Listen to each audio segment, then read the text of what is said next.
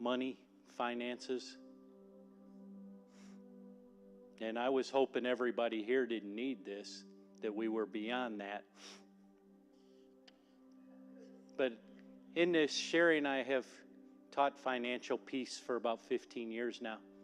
Because about 15 years ago, we went through a financial peace class. When we got together, everything wasn't rosy, and she'll tell you to this day that if she would have known now, then she wouldn't have been here. I'd still be on my own. But we pulled it together, and 15 years later, we're in decent shape where she's at the point where she's talking about retiring within the next year.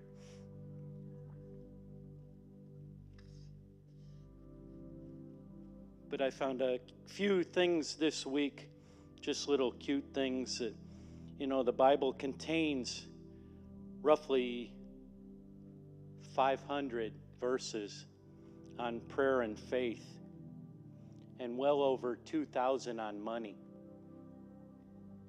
I think that should tell us something right there. God thought that was awfully important, that he would talk about something that much. But then God does not supply money to satisfy our every whim and desire. His promise is to meet our needs and provide an abundance so that we can help and bless other people. It is when we accept this principle, God will multiply our abundance as well. And that's what it's all about. But the thing that holds us back, money and possessions are the second most referenced topic in the Bible. And the message is clear. Nowhere in Scripture is debt viewed as a positive way. And that's where this country has missed it the most. We think, no money down, no payments for 90 days, no money down, no interest for a year. But it's amazing when you start looking at numbers how many people have gone through those. They take the no money down, no interest for a year, and they don't get it paid off in a year. And in that year, once you hit that, all the interest comes back then. And that's where we seem to miss it. But one of the first things we need to speak about is a budget. And I'm going to say the most important thing of any budget is tithes. That ought to be the first thing that comes out. Because when that 10% comes off the top, the other 90% sure does go a lot further. I see a lot of people in here that know this principle. And that's what I like. And so does the clerk back there.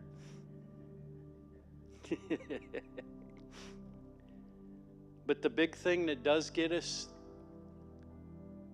has anybody ever heard of stuffitis? I see people falling in their chair now. That's when you have an insatiable desire for only good stuff. Cars, houses, and the best of everything.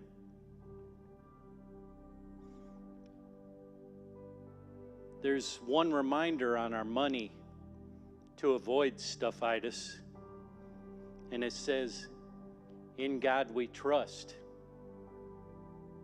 Nowhere on any of these bills does it say, "In stuff we trust."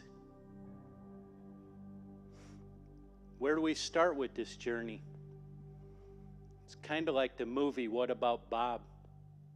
Has anybody seen that one with Bill Murray?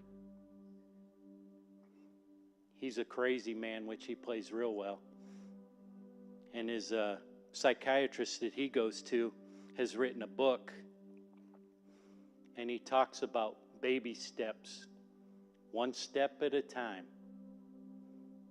And finances and money are the same thing. one step at a time. And with the financial piece that we have went through, they have, believe it or not, baby steps. And there's seven of them that we need to discuss. And the first one would be, we start with an emergency fund of $1,000.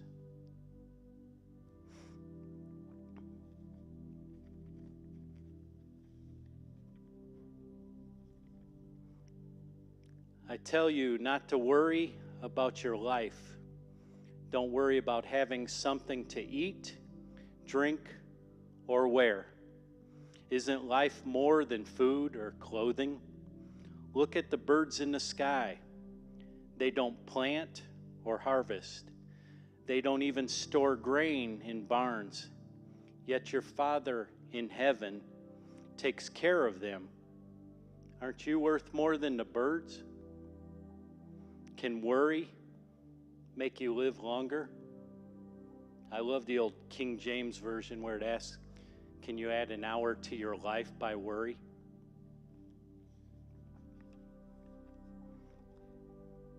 Once you get the $1,000, then you start moving on to knocking off the debt.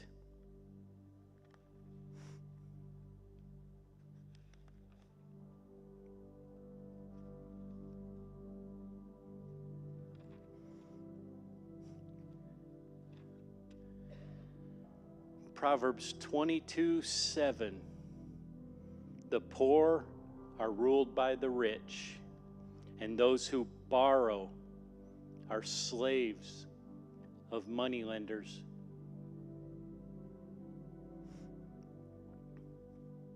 From there we go to Proverbs 6:1-5.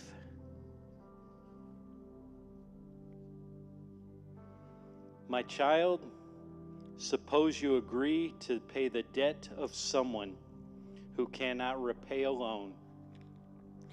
Then you are trapped by your own words, and you are now in the power of someone else. Here is what you should do. Go and beg for permission to call off the agreement. Do this before you fall asleep or even get sleepy. Save yourself, just as a deer or a bird tries to escape from a hunter. Wow. That's pretty rough. But yeah, we do all the big deals. Like I said, this country, no money down. And then you see the low interest rates on the cars, on the houses. And people are buying more than they can really afford. And then we have crashes in our country at the markets. And the financial people don't pay for that. But we still do. They got bailed out. Did we?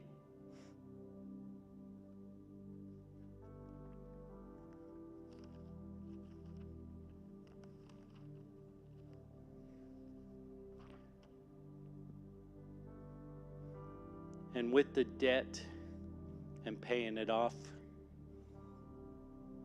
you line up all your bills. Take the lowest bill that you owe, and then go up from there.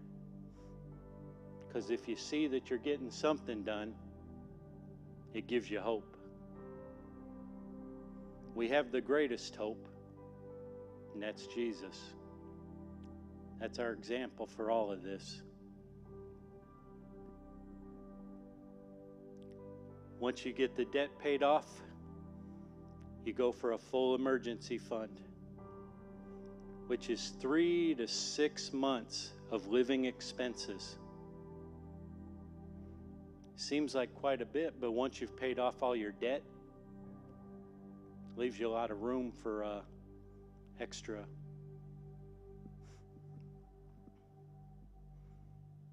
And once we get through this kind of stuff, then we get into some stuff where it's working for us.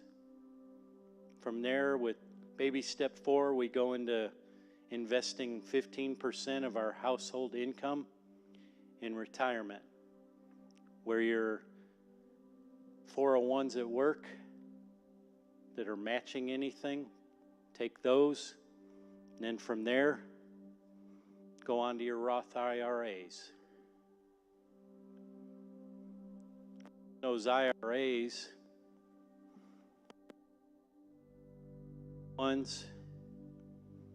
then we get to the point eventually where if you're working at 67, it's because you want to, not because you have to.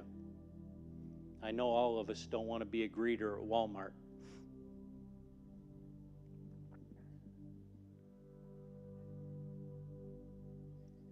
But if you want to, Marla, I didn't need to hurt your feelings.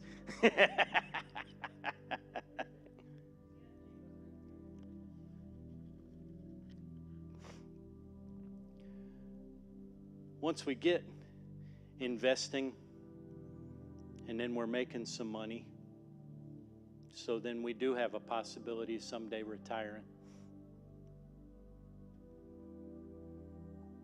But with the investing, that's where you also get into compound interest.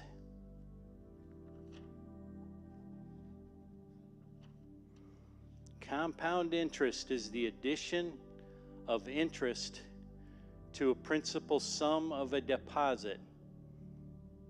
It's basically interest on principal plus interest. And you're just building that, even if you're not adding anything to it anymore. But if you're putting in 15%, you are adding. So you're adding, plus you're getting interest, and then you're getting interest on top of all that.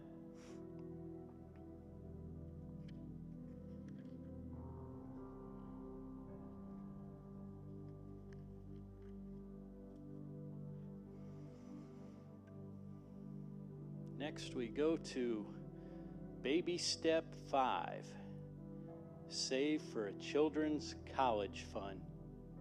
A 529 college savings plan, or ESA.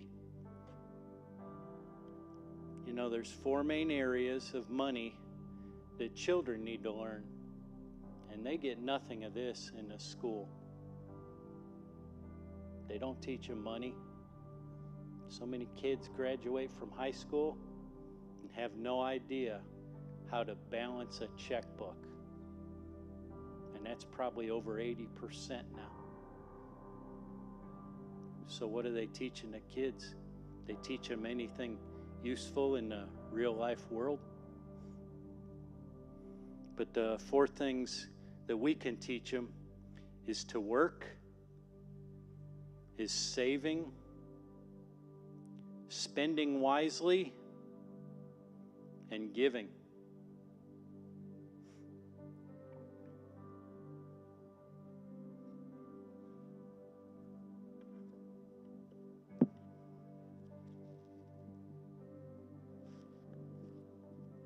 Proverbs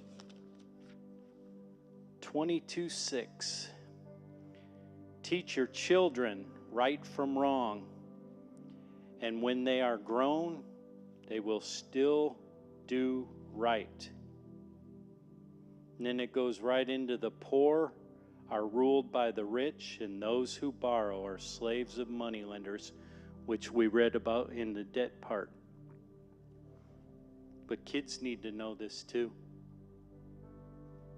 Everybody out there is not their friend. They need to know they can trust mom and dad, and that mom and dad are going to teach them this stuff, because the schools aren't teaching them everything. So many people want to send their kids to school, and they think that's all there is to it. But we still have the command to train a child in the way they should go, and when they are old, they will not depart from it. And I'm proof of that. I grew up in a Christian home. Yeah, I might have left for a few years, but I'm back. And that's what a praying mama does for you. I grew up with that. Mom and dad both taught Sunday school. And that's why I'm here today. I should have been dead a few times, but God saw other things for me. Once you get through the children's college fund, you pay off your home early. Doesn't that excite anybody?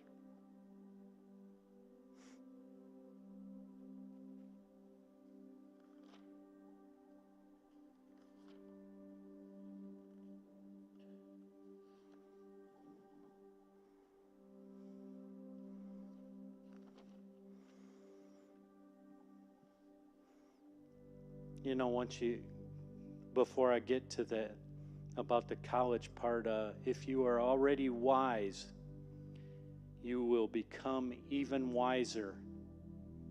And if you are smart, you will understand and learn proverbs and sayings. That's Proverbs 1 and 5. These are things, too, that we can teach kids in the Bible. Just in Proverbs alone, it's not always the easiest to understand, but we can help them. We can give them some stuff before they go to college. Then they have their foundation.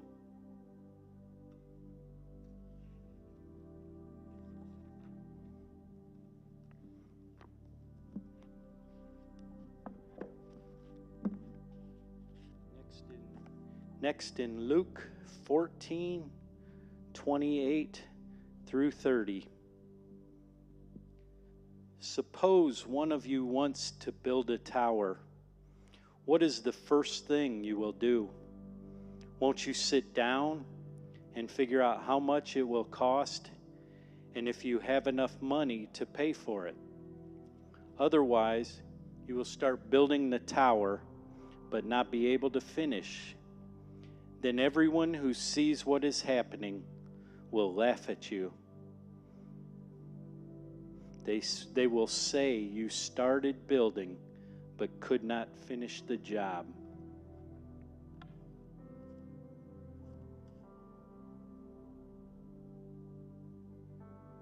Do we want to live in a great big house? Something that's not affordable to us? Or something that's of show for our friends? Did we figure the cost when we bought the house?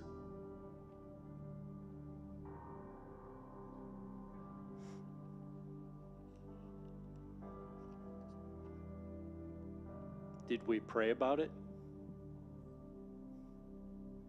Or are we just going out and throwing the money down and go to it? It's still a God thing, money and finance.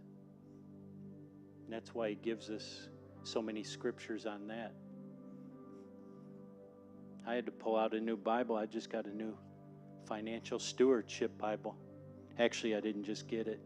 I opened it up and took it out of the foil for this. And Sherry said, "Did you get a new Bible?" I said, "No, I've had it a few months now."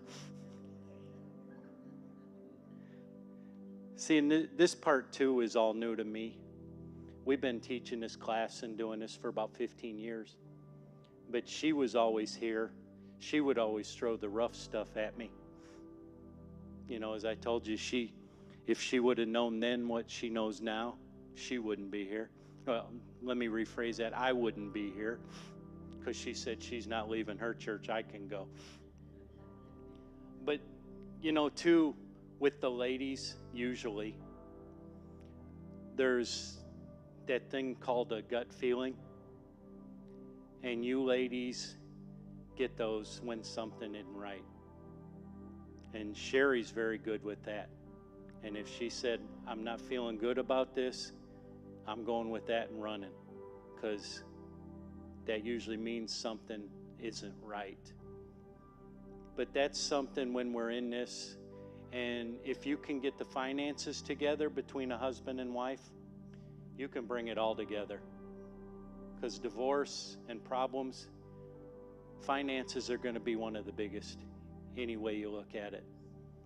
And if you can get it together where you're pulling the same way on that, kind of like when you're both in the same church and going to church together, when you're pulling the same way on that rope, it sure does make life a whole lot easier.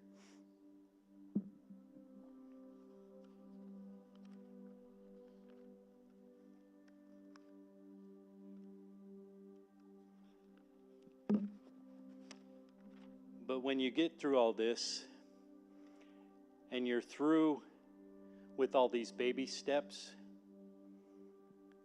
then you get to have the fun with it. Because you're doing well, you've finished off all your debt, you don't have a house payment, but you're still making money, you have compound interest working for you with retirement plans, you can start giving it away where you see the needs. And that's what it's all about, because that's what God intended us to do with this. In Ecclesiastes 11:1-2, be generous, and someday you will be rewarded. Share what you have with 7 or 8 others, because you never know when disaster may strike. And in the last couple of years, we've seen disaster. We've seen a lot of people go down, a lot of people get sick, and even way too many pass away. But God's church is still doing good.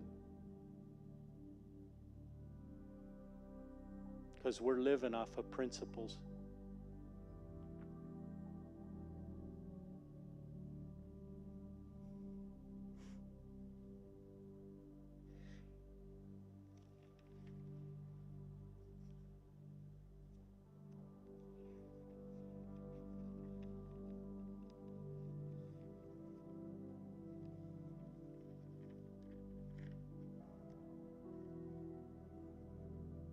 One thing that goes back to the having the debt. Does anybody ever like hearing from a collection agency?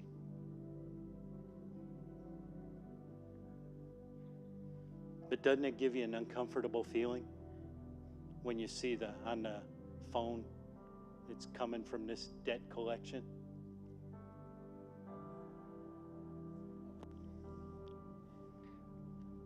Yeah, Sherry and I used to get those way back when we first got married.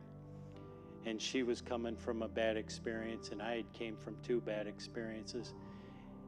And with that, you always get the debts from the bad experiences. It's lovely being good people, isn't it? But, we kept getting that. And, everybody's calling. You got to pay this, you got to pay this. And one of the best lines I learned from Dave Ramsey was, "You're below the line."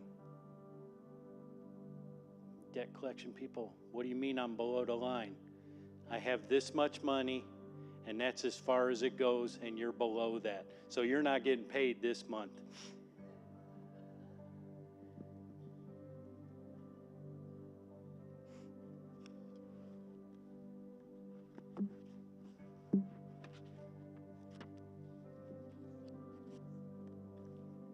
From Proverbs 31:10-11.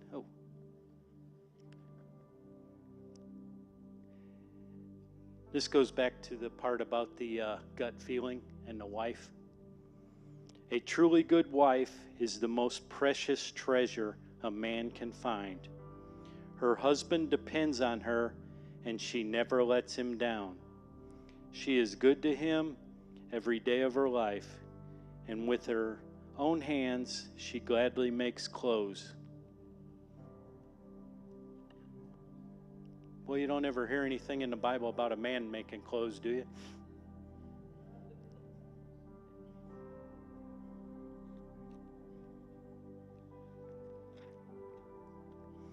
You know, though, when we did get together, and this is one of them that she usually tells, is getting your money together where you are pulling the same way on that rope. When we first got together, and I told you we had bills from past experiences, from exes, and I had lived alone for 12 or 13 years. And I was an accounting major in school. And I kept my running total in my head. Problem is, you have two people working from the same account. That don't work anymore. So we went about that, and she got a few notices that she'd bounced some checks because I was working out of town a lot. And so, yeah, that went over well. She said, okay, if this is how it's going to be, you're leaving. Well, as Kevin does, when he heard those words, boy, he was just crying like a baby. You can't do this. No, we're working on the same thing. Well, we weren't working on the same thing. We worked on that for a while. We had to get that straightened out. And that's when we went and decided to take the Dave Ramsey class. And we done 12 weeks of that. It's a lot of intense stuff. A lot of stuff that you don't want to be telling everybody. But you know what? It's kind of like a testimony.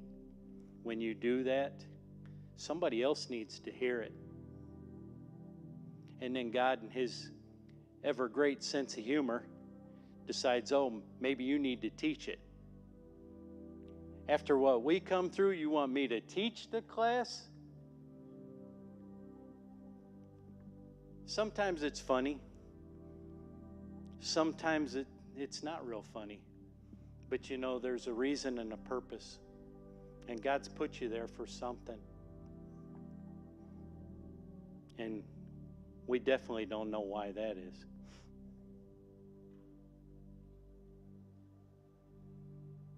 You should be teaching this, you know that.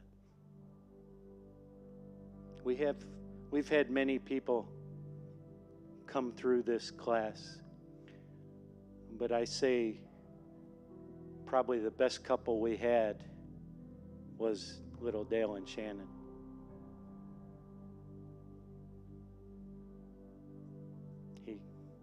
He done amazing in that, and he was all in.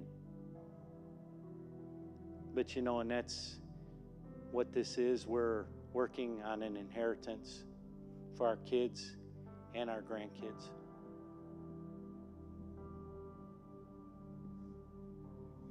And from that, Sherry and I don't have to worry about that stuff anymore. And it's amazing, and it makes you say, look what God has done.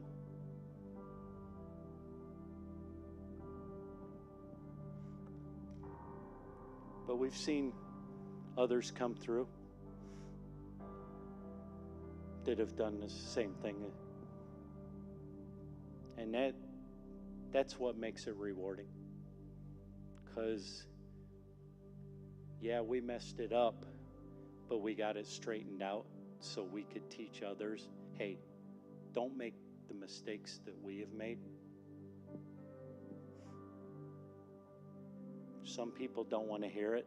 There were many times through that where you had a couple and one was all in, and then the other one's over here somewhere just wanting to have a good time. Don't want to pay attention to any video or what Sherry or I had to say, or even anybody else in the class. But when you get some now, they do call you, say, hey, how's it going? We're doing great because of that class. That's what it's all about.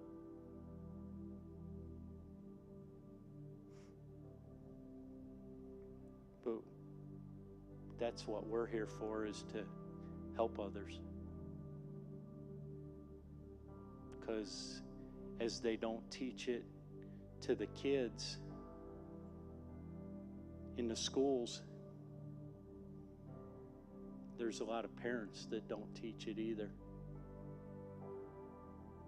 One thing I did do when Crystal was probably 8 or 10 years old, on Sunday morning when I was heading to church, I'd throw the checkbook at her and she would write my tithes check. I'd say, you write it, I'll sign it. But I wanted her to see that paying her tithes was important. And even when I did stray, probably 8 years worth, back in my 20s, and I still went to church just to bring her. And I still paid my tithes because I know that was right. Mom and Dad were teachers, but my grandfather was a preacher, and he made sure I knew that stuff. But a lot of it is about training, what we teach them, what we put in their minds. Because they get plenty of garbage elsewhere. We don't have to give them that. We just need to give them the love. You know, I have more little people now back in the house, and you know, they think Grandpa's all right. And that feels pretty good. But they still need to learn that stuff. And there's still some discipline. They don't always let Grandpa do it, but I can race cars with the best of them all night long now.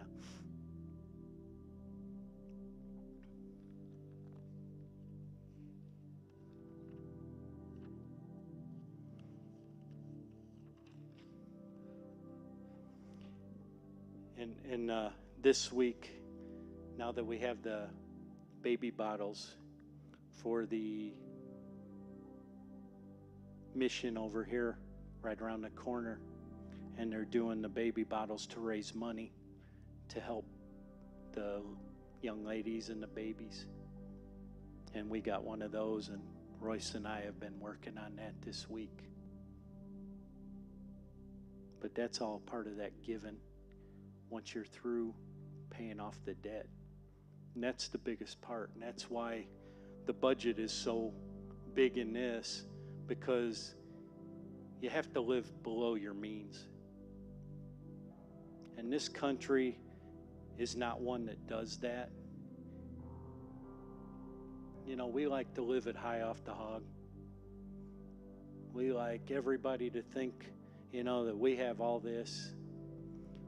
But what good is all that if you're swimming in debt?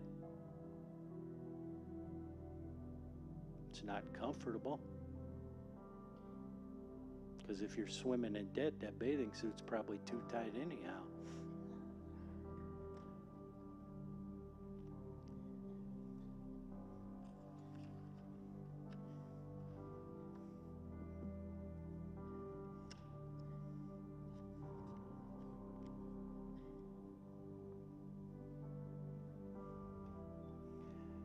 But, you know, that you gotta keep it light.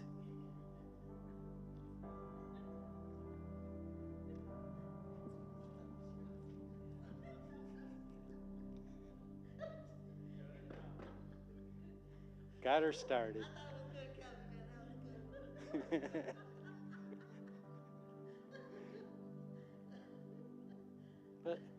But you know, it can be a funny situation. But some people are so far in, it's not funny. You know, you feel bad for them. Because, and I know that's no way to live. I remember one time I come home and the lights had been shut off. No, this was before Sherry. And afterwards, it was her chance to do it, and she'd done it once. Hers was a mistake, mine wasn't. But, you know, sometimes, I don't know, we get in way too deep. And it's sad to say that, I think we're in for all the wrong reasons with that. I mean, you guys are all seasoned Christians. I hope that's not the case. But, even if you're not, we know someone that is, People are crying out to us. And we have the answers for more than just finances. Because, we could probably talk finances to them after they get saved. Before that, you're probably not going to be able to, especially if it's your kids, because they don't want to hear it. I've even seen them, even our kids, think they can have everything, just go out and buy it. And that's not how it works. That's why that budget is stressed so much. Yes, and that's what we don't want to hear is discipline. But, if you write that down and you see we're making this, but we're spending this, that don't match.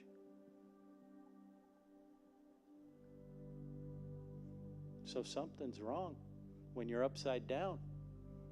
And was it 2008? That's how this whole country was. We were so far upside down, it basically shut it down. And Christians were just as guilty as anybody.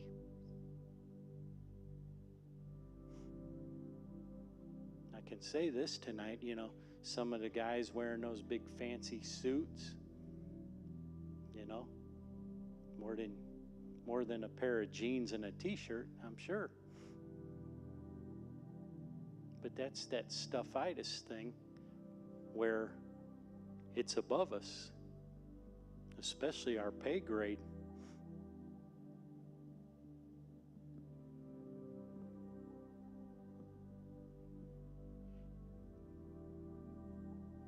But then when you get where you have no debt, does anybody know what people with no debt can do?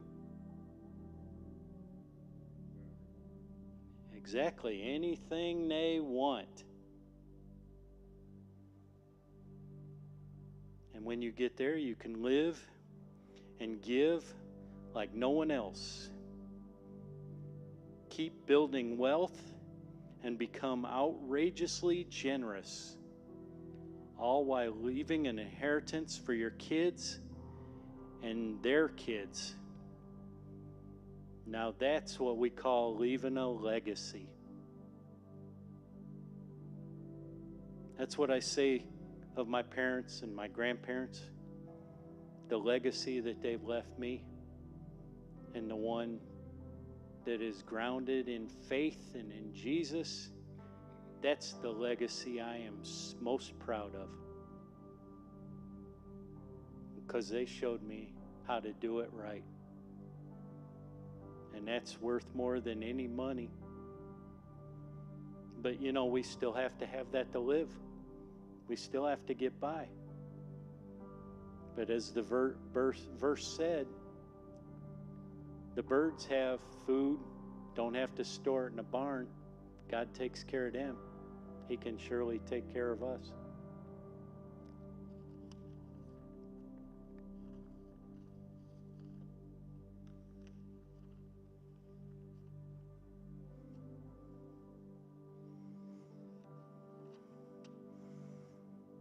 Once you get there, if you will live like no one else, later you can live like no one else.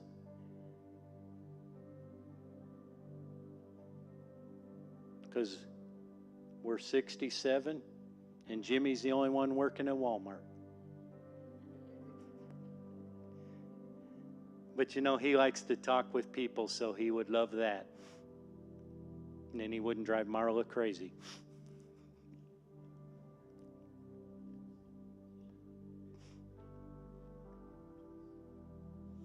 So what do you think, Marlene?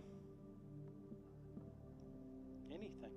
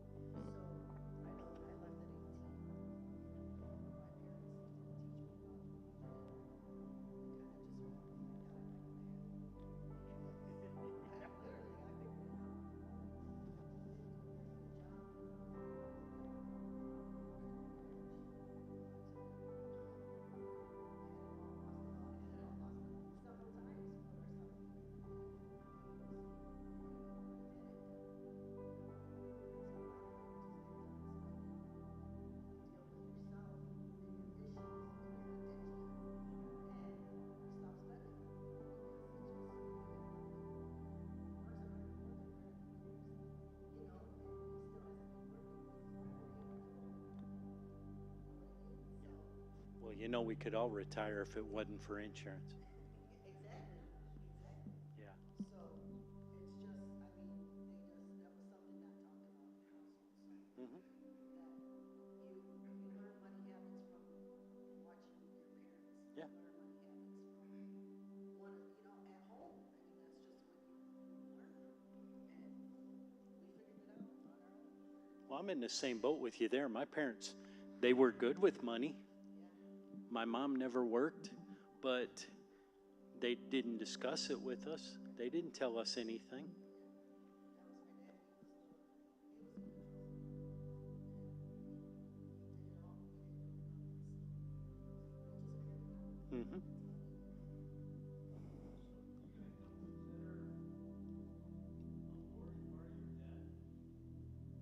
Not when you're doing the debt snowball, no.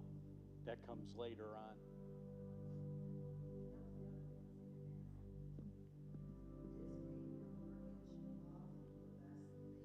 Yes. I know.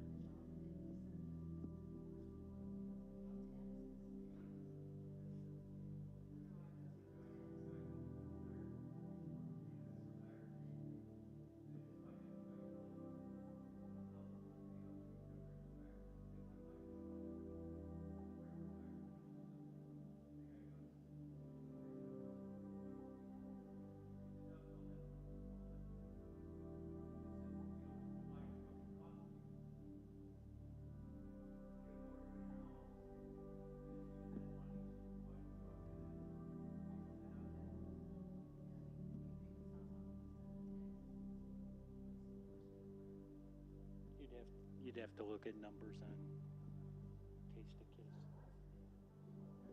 Mhm. It's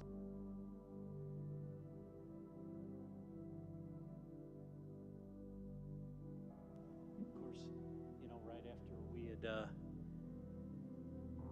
gone through the program and decided we were going to work this, we built a house right after that.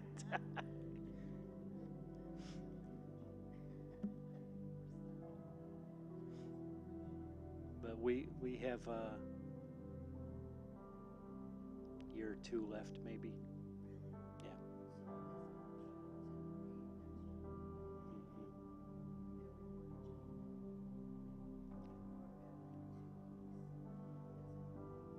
That doesn't really matter. No. But we've just been paying extra on it. Oh yeah. Well, you mark that on the thing.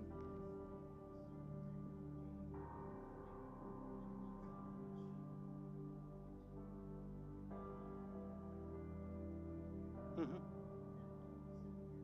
Yeah. Yeah. Yes.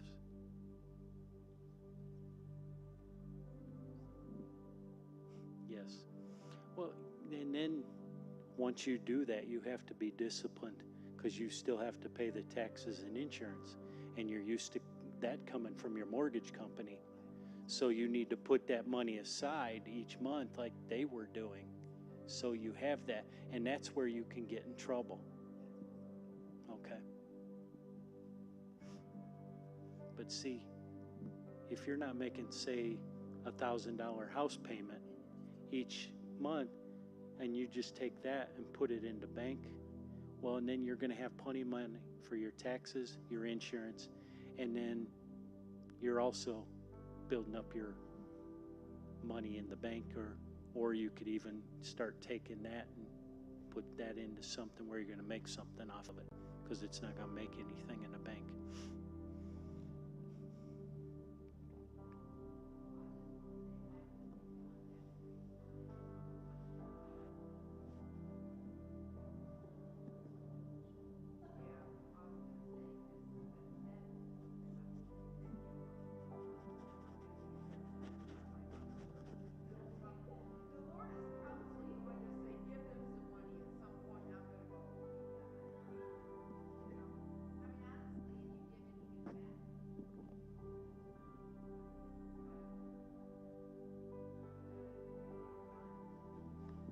I'm with her though, Tammy.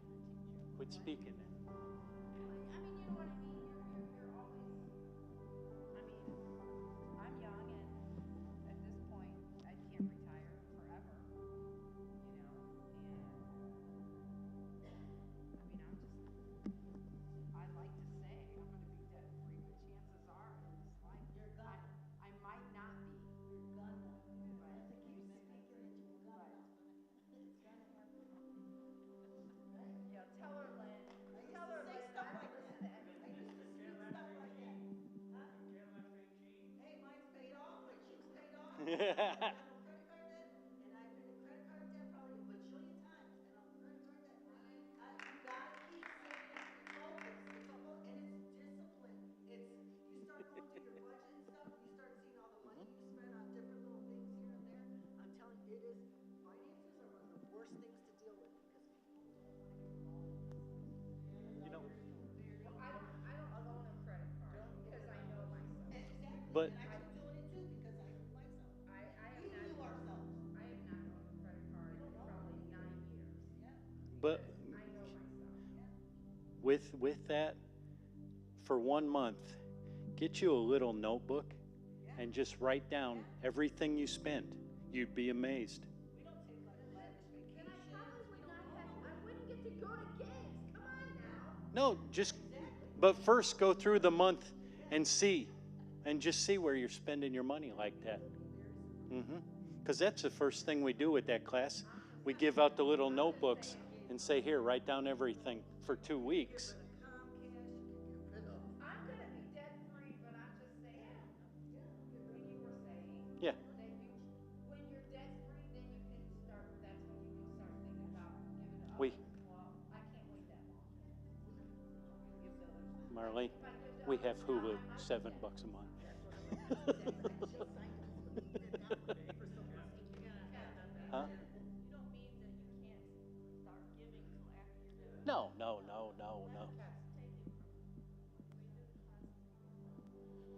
Well, when I see we need one. Okay. Anybody you know, tell them to tell Susan, and she'll let me know that I need to get one together. Yeah, oh yeah. We've had people that have come through the church that did not go here.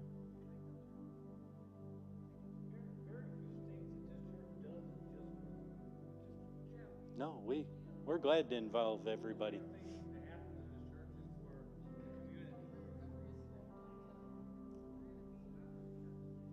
And if you do that, Oh yeah.